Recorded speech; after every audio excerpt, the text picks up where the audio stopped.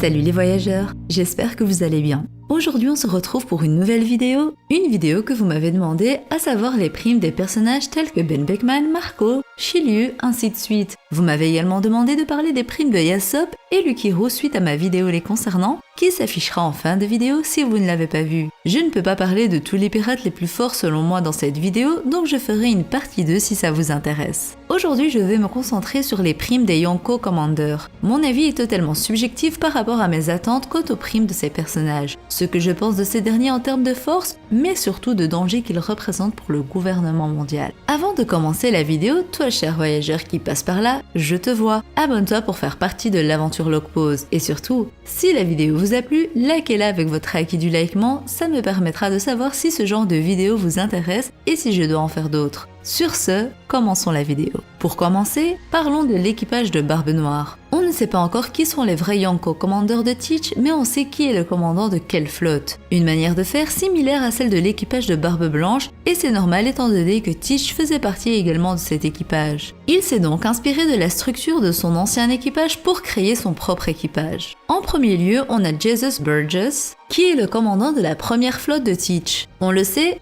Jesus Burgess possède une puissance hors norme, mais pour autant, même s'il est le commandant de la première flotte de Barbe Noire, je ne pense pas qu'il soit considéré comme le second de Teach. Il est le vice-capitaine et est sans nul doute le premier à avoir rejoint l'équipage de Teach, d'où son statut. Seulement, en termes de force, je pense que Shiryu est bien plus représentatif d'un second. Même si, bien entendu, on ne connaît pas la vraie force de Burgess, la manière dont Sabo l'a battu assez rapidement me laisse penser qu'il n'est pas de taille face aux autres seconds de Yonko. D'où le fait que je lui attribue la prime de 800 millions de berry. Amène au Shiryu. Shiryu de la pluie est considéré comme très fort grâce aux facultés d'épéiste qu'il nous a montrées, ayant été le gardien d'Ippledown. Il a été enfermé au niveau 6 d'Ippledown suite à sa violence excessive envers les prisonniers et a ensuite rejoint Barbe Noire alors qu'il avait été libéré pour combattre et stopper l'émeute que Luffy avait créée. Il était déjà très fort à ce moment-là, mais sa puissance a augmenté grâce au fait qu'il ait mangé le Suke no Mi, fruit du démon de l'invisibilité que possédait Absalom. Shiryu, faisant partie de l'équipage de Teach, peut être considéré comme l'adversaire final de Zoro parmi les seconds empereurs. En effet, selon moi, Luffy et les Mugiwara vont affronter l'équipage de Marshall D. Teach à la fin de l'œuvre, faisant de Shiryu le dernier adversaire de Zoro avant Mihawk bien entendu. De ce fait, je donnerai une prime de 960 millions de berry à Shiryu, le plaçant en dessous de Katakuri qui a une prime de 1 milliard 57 millions de berry, sachant qu'entre en compte le fait que les autres seconds de Yonko ont ce statut depuis des années alors que c'est un poste tout nouveau pour Shiryu.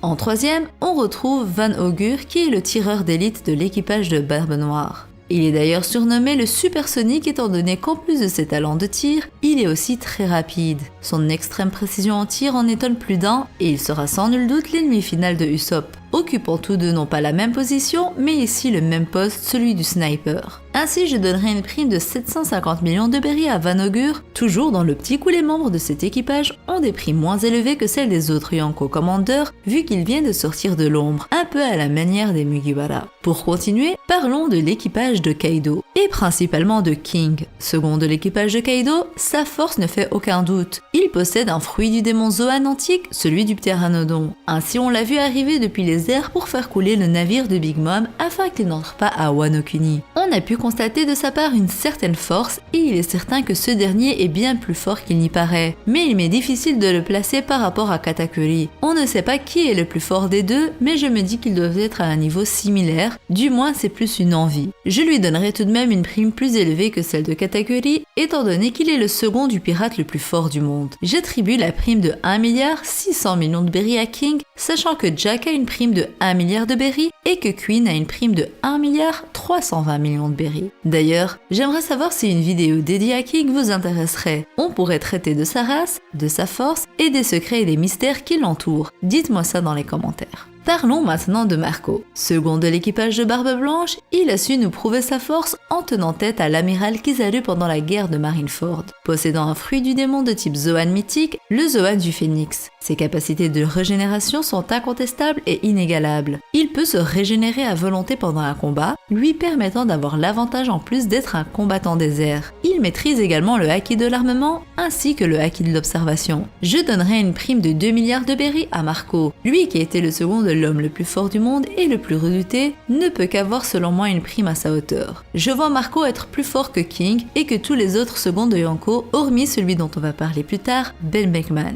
La prime de 2 milliards s'explique aussi par le fait qu'à la mort de Barbe Blanche, c'est Marco qui a eu le statut de capitaine de son équipage et ainsi il avait plus de pouvoir entre les mains et était donc plus dangereux. Même si après sa défaite contre Teach, l'équipage de Barbe Blanche s'est séparé, il n'en reste pas moins que si Marco souhaite les rassembler à nouveau, il pourrait le faire et devenir un potentiel danger pour le gouvernement mondial. En parlant justement de l'équipage de Barbe Blanche, j'aimerais quand même parler de Izo, qui est présent à Wano Kuni et qui était le vassal d'Oden Kozuki. Même s'il n'était pas un Yonko Commander, Izo était le commandant de la 16e division de l'équipage de Newgate et il était présent à la guerre de Marineford. Personnellement, je lui attribuerais une prime de 450 millions de berry, une prime au premier abord qui ne paraît pas assez élevée, mais comme Ace avait une prime de 550 millions de berry, je ne pense pas que Izo puisse avoir une prime qui dépasse celle de Ace. De son côté, Joz était le commandant de la 3e division possédant le fruit du démon du diamant. Joz est très puissant et très redoutable. J'ai par contre du mal à lui attribuer une prime étant donné que même si à Marineford il avait surencaissé un coup de Mihawk, il a quand même été vaincu par Aokiji. Je lui attribuerai tout de même la prime de 1 milliard de berry car selon moi, il pourrait vaincre Jack qui a également le même statut. De son côté, l'équipage de Big Mom a Katakuri, Smoothie et Crackers comme Yonko Commander. Ce sont des personnages pour lesquels on a déjà les primes, mais je vais quand même vous les rappeler. Crackers possède une prime de 860 millions de berry. Smoothie possède une prime de 932 millions de berry. Et quant à lui, Katakuri possède une prime de 1 milliard 57 millions de berry. Pour continuer sur un autre équipage de Yonko, parlons maintenant de l'équipage de Shanks et des 3 Yonko Commanders. En premier lieu, parlons de Yasopp. Yasopp est un tireur d'élite, si ce n'est le meilleur tireur d'élite qui puisse exister, et ce avant que son propre fils Usopp ne le surpasse. En effet, il a aussi comme rival direct Vanogur qui est le tireur d'élite de l'équipage de Teach, mais j'aime penser que personne ne surpasse Yasopp pour le moment dans ce domaine. Il est l'un des 3 commandants de Shanks et sa puissance ne fait aucun doute. Maîtrisant le haki de l'observation dans un tout autre style que celui de Katakuri, Yasopp est capable de voir très loin au point où il est dit qu'il est capable de toucher l'antenne d'une fourmi à 100 mètres. Sa maîtrise du haki de l'observation se rapproche de celle d'Usopp, un haki de l'observation qui lui permet de prendre conscience de tout ce qui l'entoure. Même si pour ma part, je pense que Yasopp est également capable de voir dans le futur un minimum. On ne sait pas exactement quelle est la position de Yasopp et même de Lucky dans l'équipage. Qui est le 3e et qui est le 2e entre les deux? C'est un mystère. Pour ma part, j'aime penser que Roux est le 2e Yonko Commander car dans le chapitre 957, quand Brand New présente les primes des Yonko et qu'il part justement de l'équipage de Shanks, il cite Beckman en premier, Roux en second et Yasopp en 3e.